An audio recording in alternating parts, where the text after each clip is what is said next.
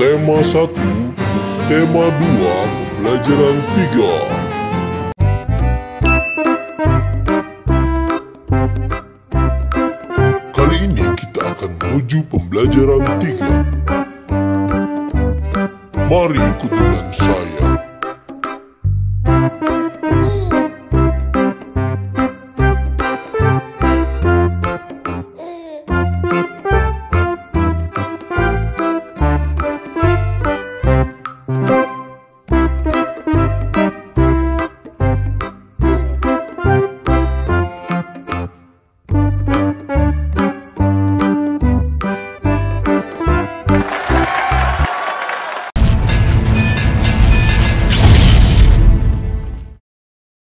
Indonesia adalah sebuah negara di kawasan Asia Tenggara dan berada di antara benua Asia dan Australia.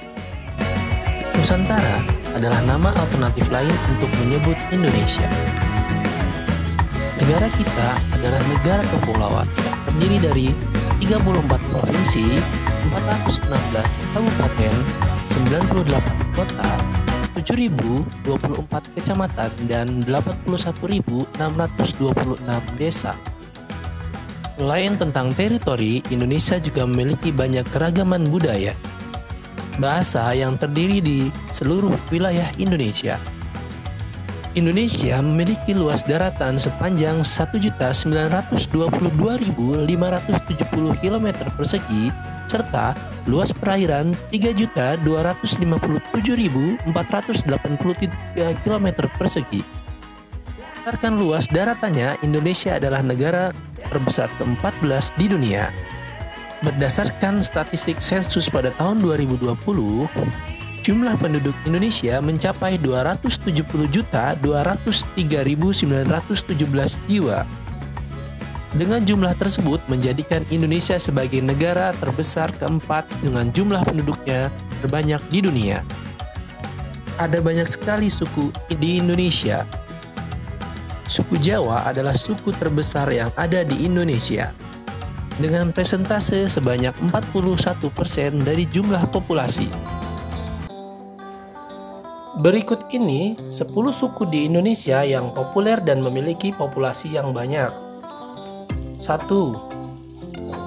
Suku Jawa.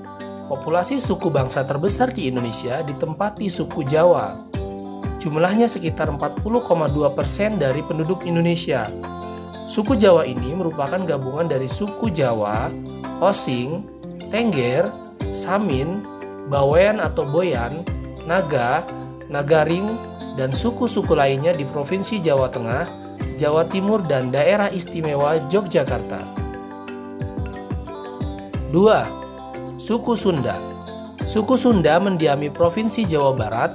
Populasinya mencapai 15,5% dari penduduk Indonesia atau terbesar kedua setelah suku Jawa. Suku Sunda memiliki beragam tari tradisional khas.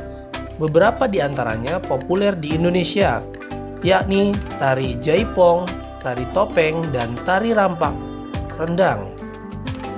3. Suku Batak.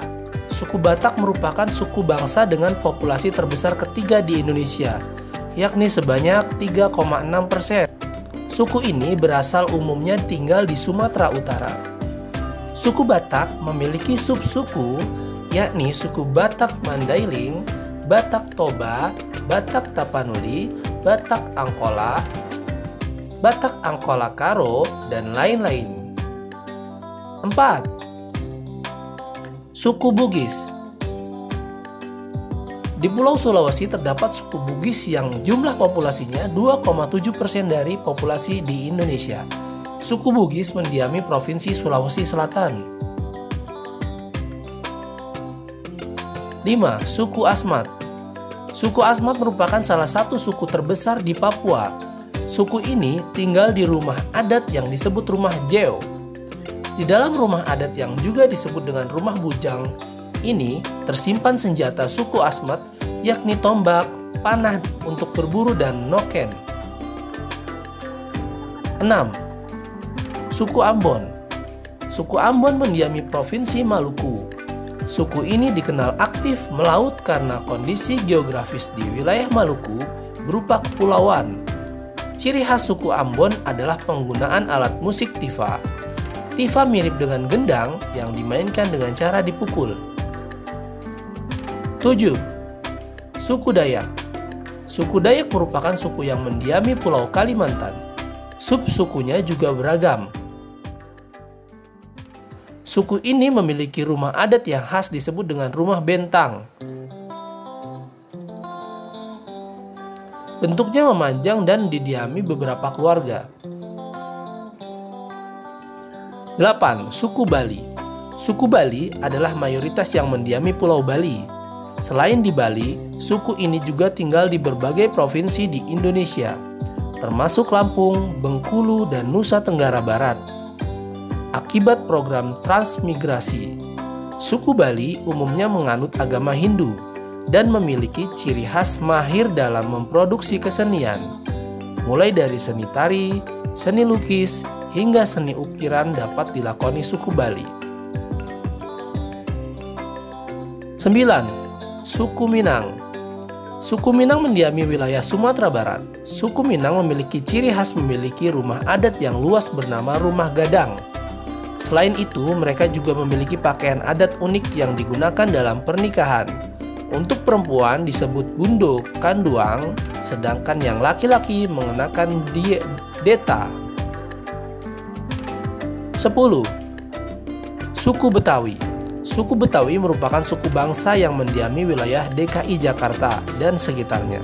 Suku ini dikenal sebagai hasil perkawinan dari berbagai suku bangsa dan etnis. Ciri khas suku Betawi adalah kesenian gambang kromong yang memadukan budaya Tionghoa, Arab, Melayu, Portugis, dan Belanda.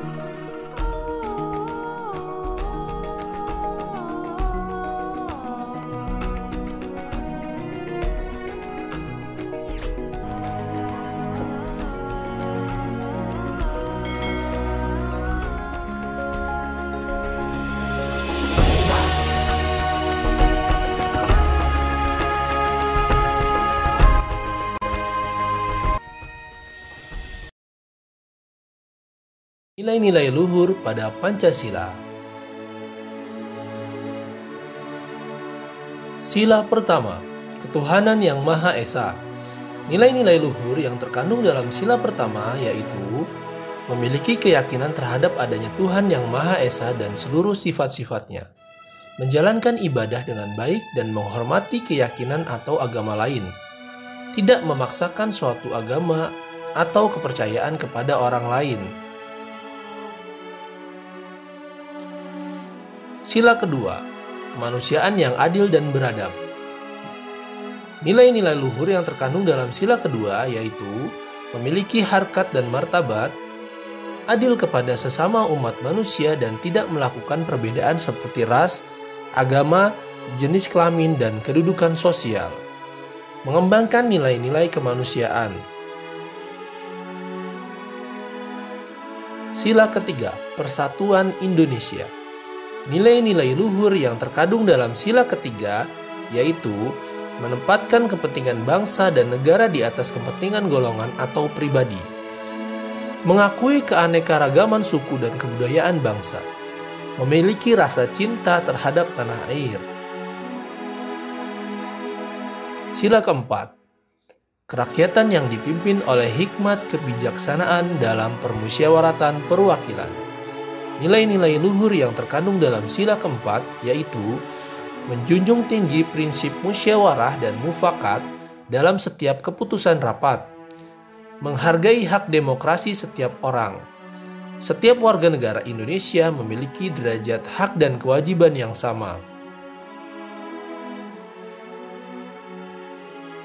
Sila kelima, keadilan sosial bagi seluruh rakyat Indonesia. Nilai-nilai luhur yang terkandung dalam sila kelima yaitu menghargai karya milik orang lain, menumbuhkan sikap kekeluargaan dan gotong royong, mewujudkan keadilan dan kehidupan bermasyarakat, khususnya dalam bidang ekonomi, politik, pendidikan, dan seterusnya.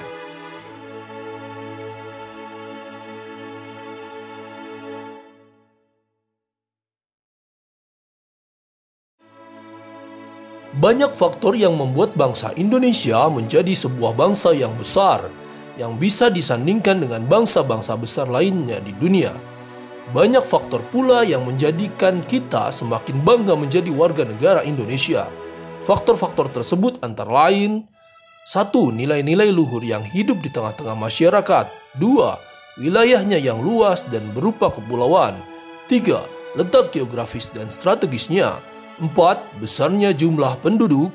5. Beragamnya suku, agama, ras, dan golongan. 6. Beragamnya budaya, sosial, dan ekonomi. Keberagaman yang dimiliki oleh bangsa Indonesia tidak terlepas dari pengaruh luasnya wilayah Indonesia. Wilayah Indonesia berupa kepulauan yang terdiri atas pulau besar dan kecil, baik yang berpenghuni maupun yang tidak berpenghuni. Meskipun demikian, keberagaman ini bukanlah menjadi pemecah, justru menjadi pemersatu bangsa dengan berlandaskan Pancasila.